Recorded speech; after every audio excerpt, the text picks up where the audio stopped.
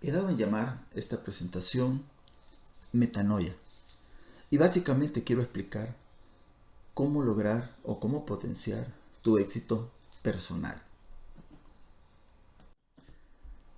En esta presentación, además, miraremos cómo lograr realmente hacer cambios en tu vida y en todo lo que tú haces. Bien, para empezar vamos a definir qué es metanoia. En metanoia escogí este nombre porque es una palabra en griego que define más o menos, se define como cambiar de opinión, como arrepentirse o ver más allá de la mente. Es un enunciado retórico utilizado para retractarse de alguna afirmación realizada y corregirla para comentarla de mejor manera. Su significado literal del griego denota una situación en que un trayecto ha tenido que volverse del camino en que se andaba y tomar otra dirección. Justamente de eso queremos hablar y creo que es parte de lo que estamos viviendo en este momento. Todo parte de los cambios que se puedan dar, no tanto en el entorno ya está dado. Básicamente es como cambiar la mente. Metanoia también es identificada y en la religión católica se usa como una transformación profunda de corazón y mente de manera positiva. Es arrepentirse básicamente. Hay teólogos que sugieren que la metanoia es un examen de toda actividad vital, una transformación de la manera como se ve y se aceptan a las personas y a las cosas. Vamos a ver un modelo acá de programación neurolingüística. Este fue desarrollado por Robert Dilts, que fue uno de los grandes fundadores de la PNL, y además está basado en un modelo de Gregory Bateson. En él ustedes pueden ver en este triángulo cómo la relación que hay entre conductas y entornos está dada como la base. Y es que el ser humano, lo que tú puedes ver muy rápidamente es cómo reacciona al entorno. Y así vas conociendo qué tipo de persona eres tú y qué tipo de personas están a la par tuya, cómo reaccionan. Bateson hablaba de que una conducta es producida por las capacidades también que tenemos. Y las capacidades están derivadas de los valores y creencias. Es decir, tú te formas tus capacidades de acuerdo a tus valores y lo de lo que tú crees. Y esas capacidades te hacen tener ciertas conductas y obviamente la reacción al entorno. Más arriba de los valores y creencias está la identidad. Y eso significa quién eres. Por eso a pesar de que nosotros vemos éxito en otras personas, nos cuesta identificar por qué razón tuvo éxito una persona o por qué una persona puede tomar mejores decisiones. Sin embargo, cuando vemos nosotros, básicamente las decisiones tienen que ver en su relación con el entorno. Las personas que tienen éxito en la vida lo van a tener siempre. Y eso es porque ellos saben reaccionar al entorno. No es tanto por algo de suerte o porque realmente encontraron algo que les ayudó. Definitivamente tiene que ver algo en cómo piensan. Más arriba de la identidad está quizás algo más importante y es cómo tú trasciendes. Aquí en el triángulo habla de espiritualidad, aunque yo quisiera que lo enfocáramos más a trascender o a verlo desde quién más soy yo. Eso está identificado por todas las preguntas que están en la parte del lado derecho del triángulo. Del lado izquierdo, tú puedes ver el tipo de cambio que se necesita en la persona para poder realmente hacer cosas sorprendentes y grandes. Primero, son cambios muy leves, a los cuales llamamos remediativos. Y estos cambios no explican necesariamente quién eres. Por ejemplo, si tú observas la cuarentena, la pregunta es, ¿por qué lo haces? ¿Lo haces porque eres consciente de que con eso contribuyes? ¿O simplemente tienes temor de salir a la calle y que te lleven a un lugar de contención. Es decir, las dos cosas producen la misma conducta, pero no explican quién eres.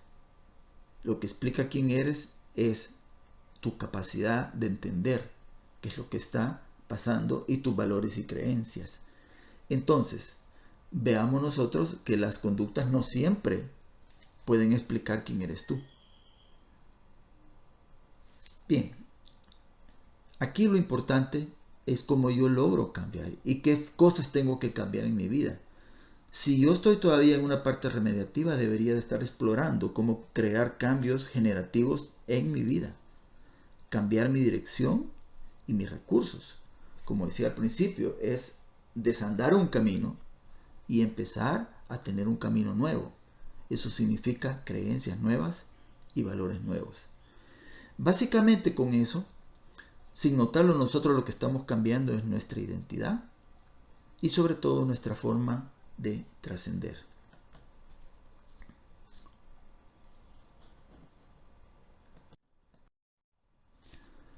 Henry Ford, conocido por inventor de las líneas de producción, además de los vehículos Ford, de su éxito que tuvo, decía una frase muy importante. Él decía, tanto si piensas que puedes como si piensas que no puedes, estás en lo cierto.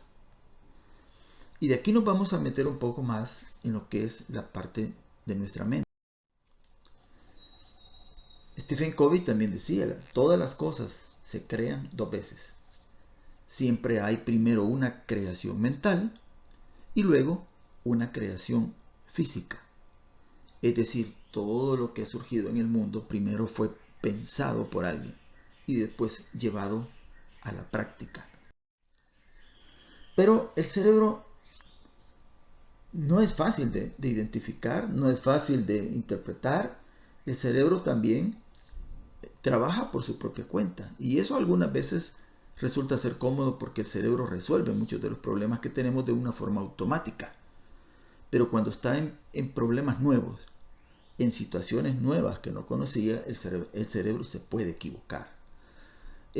¿Cuál de estos dos círculos rojos crees que es mayor, el de la izquierda o el de la derecha? Bien, nuestro ojo nos puede engañar. Nuestro cerebro percibe de acuerdo al contexto. Y si se fijan ustedes en el de la izquierda, obviamente los círculos en color café claro, pequeños, hacen ver el círculo más grande, a diferencia del que está al lado derecho. Y esa es la forma en que a veces nuestro cerebro se equivoca.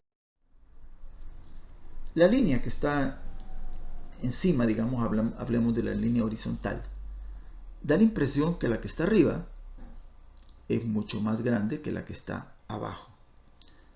Esa es otra forma en que yo puedo engañar a mi cerebro, pues realmente las líneas, y si tienes tiempo para tomar una medida, verás que las líneas horizontales son exactamente igual, pero no se ven iguales. El cerebro es fácil, pero el cerebro también es una máquina de sacar conclusiones. Cuando yo pongo esta imagen, obviamente tu cerebro empieza a tratar de encontrarle un sentido. Y ese sentido lo va a comparar con lo que cree, con lo que sabe y con lo que conoce. Probablemente en tu mente me dirás, esa es la estrella de David. O quizás algo otros me dirán, no, esos son 3 Pac-Man. Recordando esos primeros juegos de video que todos conocimos al principio, que empezaba esta revolución de la información. ¿Y por qué es que nosotros inmediatamente saltamos a una conclusión? Porque el cerebro es así, es muy rápido y es visual. Tu cerebro no piensa en palabras o números, tu cerebro piensa en imágenes. Entonces, nomás vemos esta imagen, inmediatamente nosotros empezamos a sacar una conclusión que es. El cerebro realmente es una máquina prodigiosa. Hay 100.000 millones de neuronas en el cerebro y 2/3 de esas 100.000 neuronas están en la parte de afuera.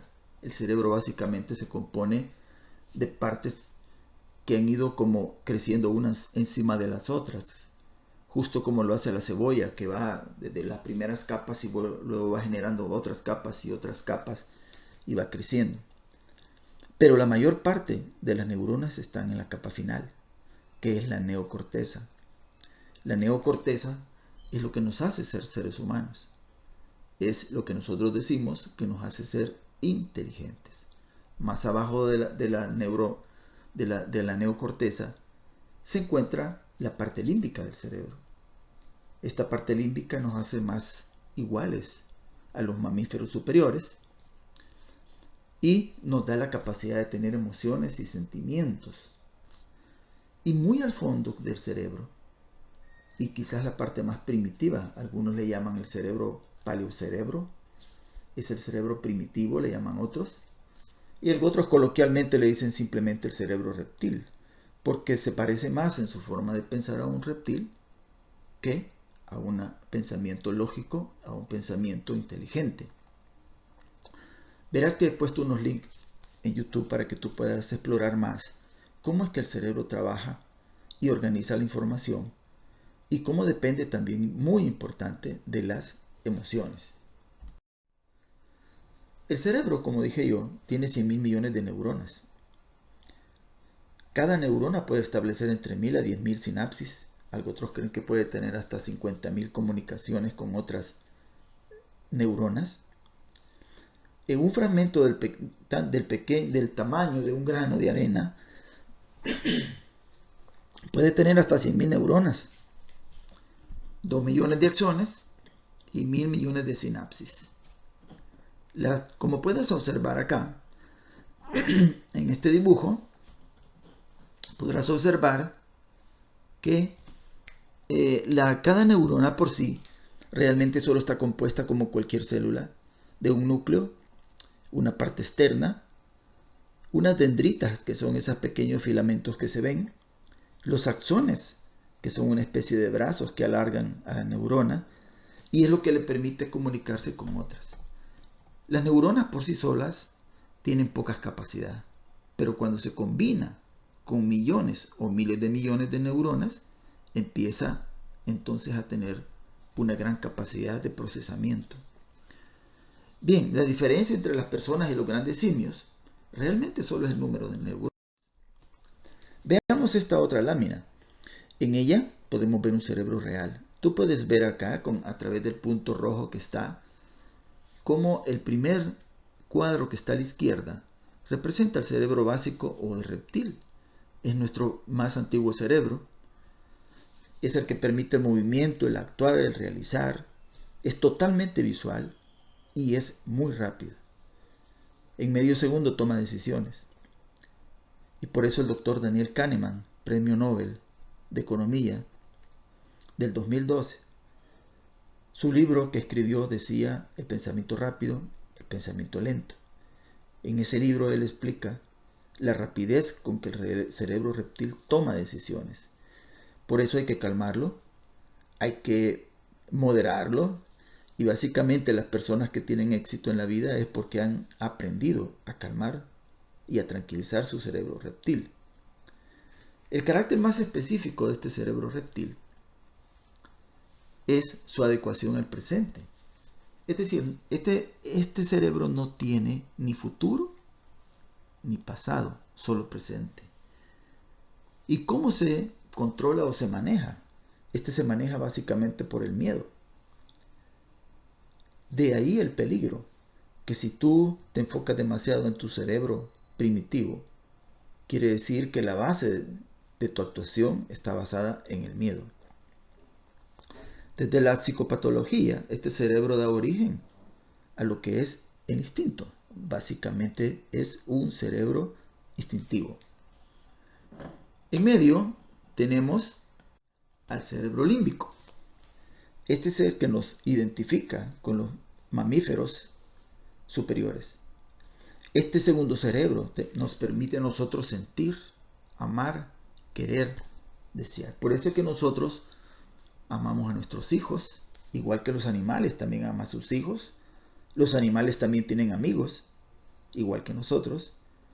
Y básicamente es lo que nos da un carácter más de compasión y de humanidad. Desde el punto de vista temporal, es la capacidad de poder ver el pasado, porque a todo le pegamos una emoción, a cada recuerdo, y ese recuerdo está guardado dentro de nuestro cerebro, pegado a una emoción, ya sea positiva o ya sea negativa. Esa memoria es la que también nos protege de futuros acontecimientos que en el pasado nos han causado dolor. Y lamentablemente, este es el almacén también del sufrimiento. De hecho, cuando volvemos a pensar en un hecho negativo, nos revictimizamos. Es decir, volvemos a sufrir por algo que simplemente está en nuestra memoria. Y esto da origen entonces a la parte sentimental. Finalmente, tenemos nosotros la neocorteza, es la parte de afuera del cerebro. Y eso sí, es parte de los mamíferos superiores, a los cuales nosotros pertenecemos y nos llamamos seres humanos, ¿verdad? Esto permite tener razonamiento, es ideático, es creativo, ¿verdad? Este construye y es lo que nos ha dado la capacidad de poder crear la civilización moderna que tenemos. Desde el punto de vista temporal, este es el que nos permite anticipar el futuro, ¿verdad? Pero sí, nosotros tenemos ahorita que luchar contra eso, porque cuando anticipamos el futuro, depende de lo que nosotros también tengamos en la memoria y cómo nosotros estructuramos los acontecimientos, vamos a sufrir. Porque si nosotros vemos ese futuro como un futuro negro, obviamente empezamos a sufrir desde hoy. Por eso, la limitación, ¿verdad?, que tiene este cerebro se llama el estrés. Es decir, usted comienza a sufrir antes de. Si se fijan en el cerebro límbico, uno sufre al recordar cosas que ya pasaron. En el cerebro moderno, uno sufre antes de. Empieza a sufrir por cosas que no han pasado. Bien, ya con esto nosotros comenzamos a ver por qué las personas que tienen éxito realmente están ejemplificadas en estos cerebros. Las personas que tienen éxito es porque saben manejar estas áreas del cerebro. Y a continuación vamos a ir explicando cómo poder tener control sobre estas áreas del cerebro.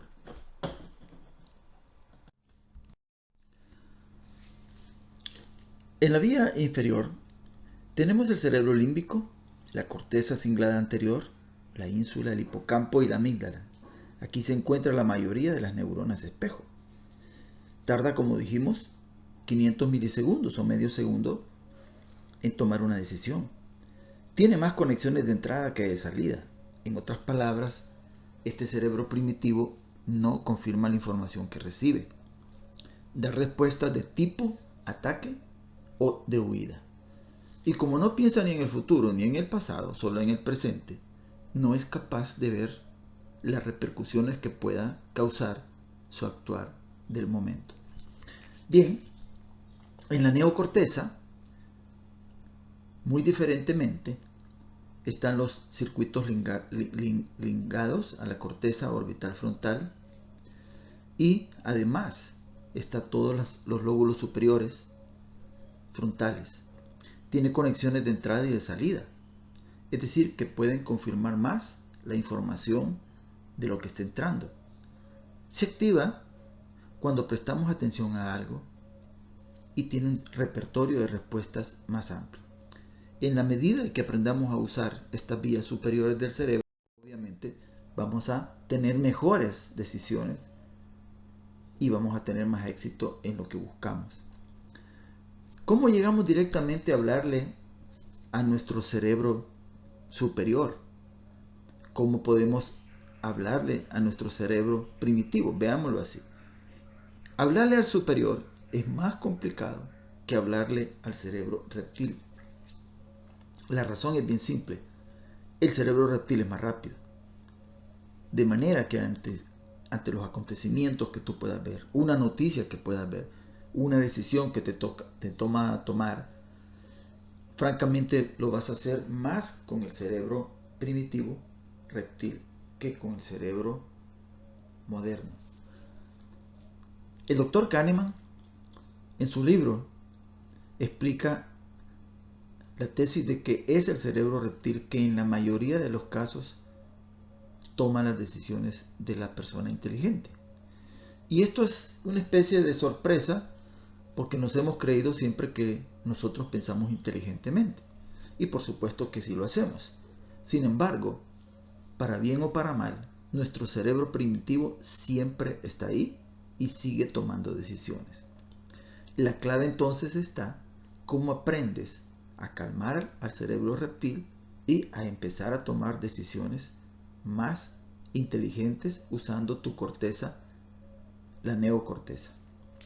Bien, pero si yo quiero convencer a alguien, ¿debería de usar el cerebro reptil o debería de usar el cerebro inteligente? Si has contestado el cerebro reptil, probablemente tienes ya la mejor respuesta. Y eso se debe a que los seres humanos, con todo y todo lo que conocemos y la información que tenemos, a la final siempre estamos tomando decisiones con el cerebro reptil. ¿Y cómo es este cerebro? Si yo le quisiera hablar a él, le quisiera convencer de algo, tengo que entenderlo como piensa. Primero, es centrado en sí mismo, es decir, no le importa lo que piensan los demás. Dos, es muy sensible al contraste. Cuando tú le hablas de pequeños cambios o pequeñas mejoras, la persona no te entiende. Este cerebro solo se asusta cuando ve grandes cambios. Tercero, le importa o le interesa lo tangible, lo que puede ver o lo que puede tocar. Y eso es bien interesante porque el cerebro es capaz de interpretar cosas que no ve. Pero el cerebro primitivo no es así. El cerebro primitivo necesita ver, tocar, palpar. Por eso si yo quiero impactar el cerebro de alguien, pues le muestro. Si tú quieres mostrar lo peligroso que puede ser una situación, le muestras los resultados. Y el cerebro te lo compra, el cerebro reptil de la otra persona. Si tú lo quieres convencer de que una epidemia es muy mala, pues saca una foto de unos 20 féretros, ataúdes, y lo vas a convencer inmediatamente. Porque el cerebro reptil se convence a través de la vista y de las cosas que puede tocar. Tiene una particularidad, solo recuerda el principio y el final de lo que dicen las cosas. Por eso si yo quiero hablar al cerebro reptil de otra persona, lo que yo quiero comunicar debería estar al principio y al final, entendiendo que lo que pasa en medio no lo va a recordar. Quinto, ya dijimos, es visual. Y sexto, reacciona fuertemente a la emoción. La forma en que tú lo digas, la emoción que le pongas, convence al cerebro reptil. En muchos casos he visto amigos que ponen el fútbol, lo ven por la televisión, apagan el volumen de la televisión y ponen la radio. ¿Y por qué razón? Porque el locutor de la radio, al no tener la herramienta visual, tiene que hablar de una forma que comunique emociones fuertes a través de la voz. El locutor hace un doble de esfuerzo para convencerte de lo que no puedes ver en la radio. Pero, me dicen mis amigos, si lo veo en la televisión y además escucho al locutor de la radio con la emoción que le pone, lo siento mejor. Es decir, que mi amigo está viendo el fútbol con su cerebro primitivo.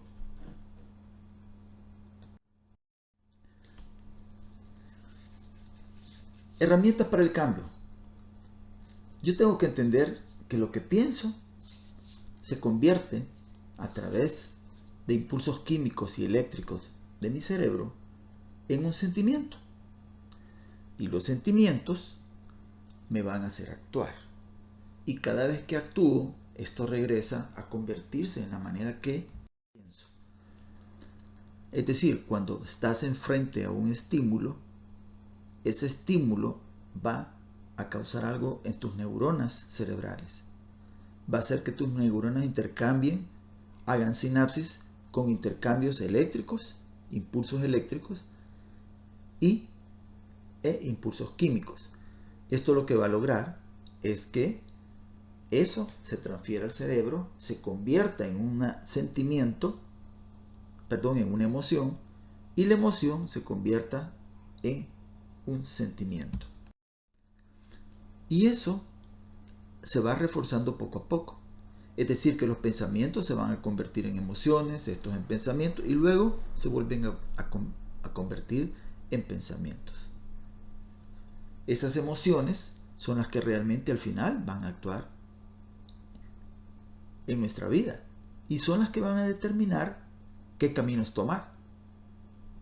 A esta altura estamos comprendiendo entonces que la toma de decisiones está determinada por lo que pienso, que se convierte en sentimientos y al final es lo que te hace actuar o la toma de decisiones. Recomiendo mucho leer o ver los videos del doctor Antonio Damasio, que creo es uno de los neurocientíficos que mejor ha tocado el tema acerca de las emociones y del pensamiento. Pero hay una buena noticia. ¿Qué tal si yo he venido haciendo esto por años y deseo cambiar? Bueno, al igual que puedes hacer cambios con las tecnologías de la información, también lo puedes hacer esos cambios en tu cerebro. ¿Y cómo lo hacemos? Simple. El cerebro al final es programable. ¿Y cómo lo programamos? Con palabras. Sí, fácil, con palabras. Es decir, las palabras crean tu realidad. Las palabras no solamente describen la realidad, sino que crean la realidad. Decía el doctor Damasio, los pensamientos son percepciones y el apoyo más necesario para tu perfección tiene lugar en los mapas corporales del cerebro. Es decir, que al final todo lo que hay son percepciones y con eso tienes que trabajar. Bien, y llegamos a un proceso de reingeniería que podemos hacer si queremos realmente cambiar nuestros pensamientos y llevarlos hacia un destino de mucho éxito. Primero, deje de tener la razón. Este es un buen consejo que me dio un amigo,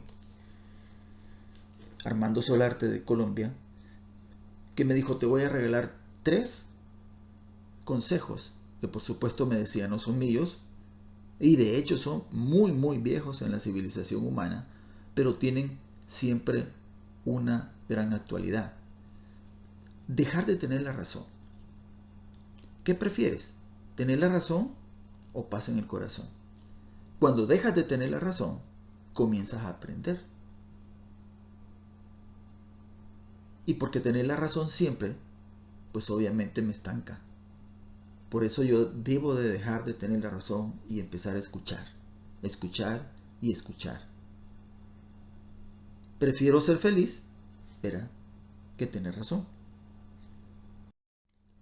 Segundo consejo para hacer una reingeniería de tus pensamientos y una actualización de tu mente es, deje de quejarse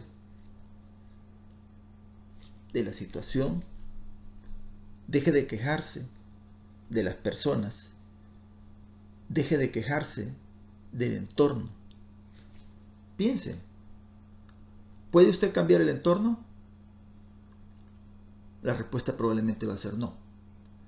¿Puede cambiar usted a las personas y su actuar?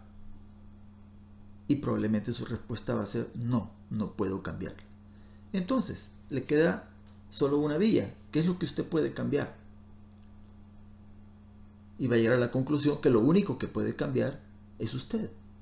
Es su pensamiento.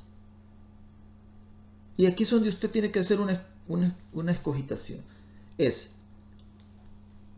o me declaro víctima o me declaro protagonista. ¿Cómo piensan las víctimas? Bueno, piensan que no pueden hacer nada. Piensan que alguien más les va a ayudar. Y piensan que el entorno no es posible que cambie si no las personas actúan que están alrededor de usted. ¿Cómo piensan los protagonistas? Bueno, piensan que la situación no es beneficiosa, pero actúan, hacen, proponen, empiezan. Eso es lo que hacen los protagonistas. Ellos deciden actuar sobre las circunstancias negativas que se encuentran en ese momento. Y finalmente está el tercero. El tercero es de gracias. ¿Por qué? Por todo. Sí, por todo. Puede parecer simple, y de hecho lo es, pero es difícil para el ser humano a veces llegar a estas conclusiones. Ahora, ¿por qué dar gracias funciona? Dar gracias funciona porque cuando yo me siento en gratitud por lo que tengo, por las relaciones que tengo, por la plata que tengo, por la casa que tengo, por el carro que tengo o lo que no tengo, y doy gracias por eso, empieza a tener en mi cerebro una función de gratitud. Y eso lo que empieza es a cambiar lo que las neuronas están pasando unas a otras. El dar gracias, el estar contento, generan neurotransmisores en nuestro cerebro que nos dan paz, tranquilidad. Y entonces empezamos a tener un cambio, una estabilidad diferente, una emoción diferente. Al cambiar la emoción, obviamente estamos de alguna forma mejorando la capacidad de nuestro pensamiento. Bien, para recapitular, deje de quejarse. Ese sería el primer consejo. Deje de tener la razón. Sería el segundo consejo. Y 3, dé gracias por todo. Manténgase feliz, manténgate tranquilo. Las personas que están siempre felices, que siempre sonríen, normalmente toman mejores decisiones. Gracias por escuchar y por ver este programa, este corto programa, y les deseo lo mejor en cualquier situación. Gracias.